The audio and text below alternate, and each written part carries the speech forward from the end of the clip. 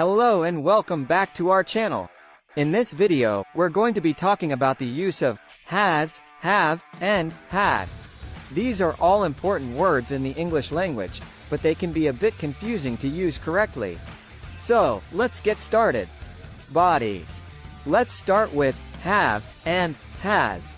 Have is used when referring to plural nouns, like I have 2 cats. Has is used when referring to singular nouns, like she has a cat. It's important to note that has is also used when referring to the third person singular in the present tense. For example, he has a car. Next up is had. Had is used in the past tense and can be used for both singular and plural nouns. For example, I had a great time at the party, or they had a lot of fun on vacation. Had can also be used as an auxiliary verb to form the past perfect tense, such as, I had finished my homework before dinner.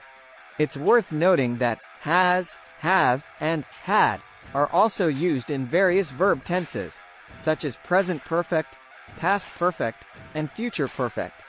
These tenses can be a bit more complex, but understanding the basic usage of has, have, and had is a good foundation for understanding these more advanced tenses.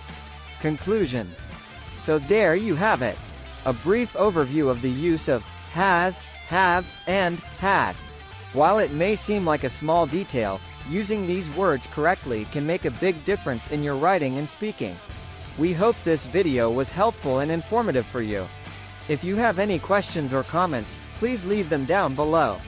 Don't forget to like and subscribe for more content, and we'll see you in the next video.